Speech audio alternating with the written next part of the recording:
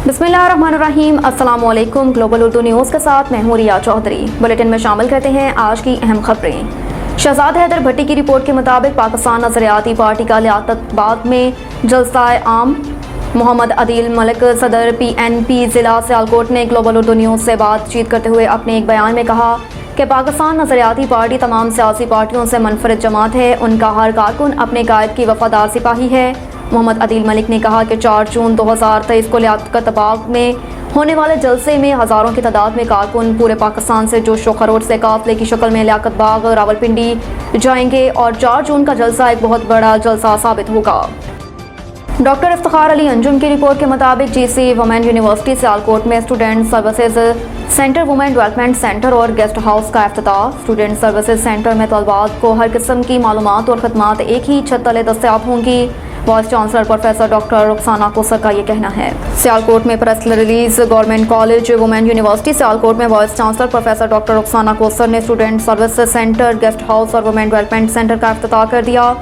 इस मौके पर खिताब करते हुए उनका कहना था कि स्टूडेंट सर्विसेज सेंटर में तालबात को नए दाखिलों, स्कॉलरशिप्स, सेमिनार्स और वर्कशॉप, कौमी बैनुल अक़वामी मुकाबले, ट्रांसपोर्ट, हॉस्टल फीसों, इम्तहानात, तालीमी और गैर निसाबी सरगर्मियों के मुतल्लिक तमाम मालूमात, सहूलियात और मालूमात एक ही जगह दस्तयाब होंगी। इसके अलावा स्टूडेंट सर्विसेज सेंटर में alumni association, career counsellor, student counsellor, psychological well being centre, finishing school, directorate of student affairs, cafeteria, stationery and photocopy shops और स्मार्ट मीटिंग रूम्स बनाए गए। उनका मजीद कहना था कि स्टूडेंट सर्विसेज सेंटर और प्रिंसिपल हाउस की जगह पर यूनिवर्सिटी बजट से 10 माह की रिकॉर्ड मुद्दत में तामीर किया गया है, जो वक्त डायरेक्टरेट टीम की दिन रात मेहनत और काविशों का सिला है।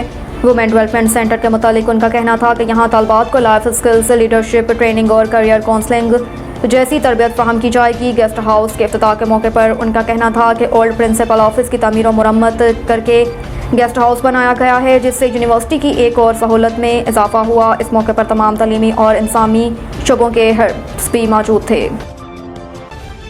इफ्तिखार अली कमल की रिपोर्ट के मुताबिक पाकिस्तान नजरियाती पार्टी का मुल्क भर में अहदेदार मुंतखब करने का सिलसिला जारी। पाकिस्तान नजरियाती पार्टी ने नवाज वड़ाइश को PNP तहसील समड़याल का सदर मुंतखब कर दिया, जिस पर इलाके की सियासी समाजी शख्सियात ने नवाज वड़ाइश की PNP तहसील समड़याल का सदर बनने पर मुबारकबाद पेश की। तहरीक इंसाफ का मेयर कराची के लिए हाफिज नईमुर रहमान की हिमायत का ऐलान। पाकिस्तान तहरीक इंसाफ PTI ने मेयर कराची के इंतखाब में जमात इस्लामी के हाफिज नईमुर रहमान की हिमायत का ऐलान कर दिया। तर्जुमान PTI का कहना है कि तहरीक इंसाफ मेयर कराची के इंतखाब में जमात इस्लामी के उम्मीदवार को सपोर्ट करेगी। तर्जुमान का कहना है कि पीपल्स पार्टी मेयर कराची के इंतखाबी अमल में प्री पोल रैगिंग कर रही है। मुंतखब बल्दियाती नुमाइंदगान को सिंध पुलिस के जरिए अगवा कराया जा रहा है। तर्जुमान के मुताबिक पीपल्स पार्टी 4 बार बल्दियाती इंतखाब से पीछे भागी, अब अजरत में मेयर का इंतखाब कराना चाहती है। बल्दियाती नुमाइंदगान की हलफ बर्दारी से पहले उनको अगवा किया जा रहा है। PTI इस मामले पर अदालत से भी रजू कर चुकी है। तर्जुमान तहरीक इंसाफ का कहना है कि मेयर का इंतखाब शफाफ तरीकाकार से होना चाहिए।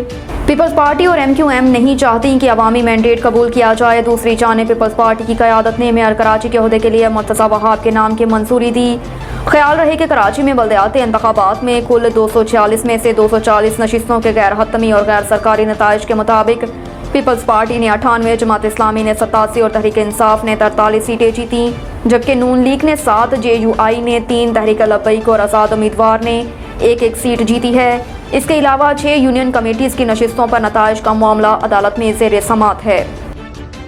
ज़मान पार्क में ऑपरेशन क्लीन अप, ज़िले इंसामिया और पुलिस ने कंट्रोल संभाल लिया। चेयरमैन पाकिस्तान तहरीक इंसाफ PTI की रिहाइश गाह वाले इलाके ज़मान पार्क में ज़िले इंसामिया और पुलिस ने ऑपरेशन क्लीन अप करके मुकम्मल तौर पर कंट्रोल हासिल कर लिया। ज़मान पार्क में चेयरमैन PTI इमरान खान की रिहाइश गाह की दोनों गलियों को बेयर्स और कंटेनर से बंद किया गया था और ज़मान पार्क का इलाका आम शहरियों के लिए नो गो एरिया बन चुका था। ज़िले इंसामिया ने करीनों की मदद से दोनों गलियों को बेयर्स और कंटेनर्स हटाने का काम शुरू किया। रात गए तक कैनाल रोड से कंटेनर्स हटाकर रोड को क्लियर कर दिया। दूसरी जानिब ज़मान पार्क से इक्का दुक्का कारकुन भी गायब हो गए और उनके कीमे उखाड़े गए। इसके अलावा इमरान खान के घर के दरवाजे पर पुलिस एहलकार बैठ गए। आने और जाने वालों की एंट्री भी होने लगी। ज़मान पार्क के इर्द गिर्द की सड़कों से रुकावटें भी दूर कर दी गईं। दूसरी जानिब इमरान खान अपने घर के अंदरूनी हिस्सों की तलाशी न देने की जिद पर कायम हैं انہوں نے سرکاری ٹیم کو سرچ آپریشن سے روک دیا۔ اس حوالے سے وزیر اطلاعات پنجاب نے کہا کہ عمران خان کو 2200 مطلوب افراد کی فہرست دے دی ہے، جن میں عمران خان کا بھانجا حسان نیازی بھی شامل ہے۔ قومی تنصیبات پر حملوں میں ملوث خواتین کو ہر صورت گرفتار کیا جائے گا۔ ترجمان وزیر اعلیٰ کے مطابق پنجاب بھر میں 9 مئی کے 138 مقدمات میں 500 سے زائد خواتین مطلوب ہیں۔ جناح ہاؤس کے اندر اور باہر موجود خواتین کی خود گرفتاری دینے کی صورت میں رعایت کا بھی فیصلہ کیا گیا ہے۔ نگران وزیر اعلیٰ پنجاب محسن نقوی کا کہنا ہے کہ فوجی املاک پر حملوں میں ملوث خواتین کو ہر صورت گرفتار کیا جائے گا۔ فوجی املاک پر حملوں میں ملوث خواتین کسی رعایت کے مستحق نہیں۔ محسن نقوی نے ہدایت کی ہے کہ مطلوب خواتین کو مرد پولیس اہلکار حراست میں نہیں لیں گے۔ ان مقدمات میں ملوث خواتین کی گرفتاری لیڈیز پولیس کے ہمراہ یقینی بنائی جائے۔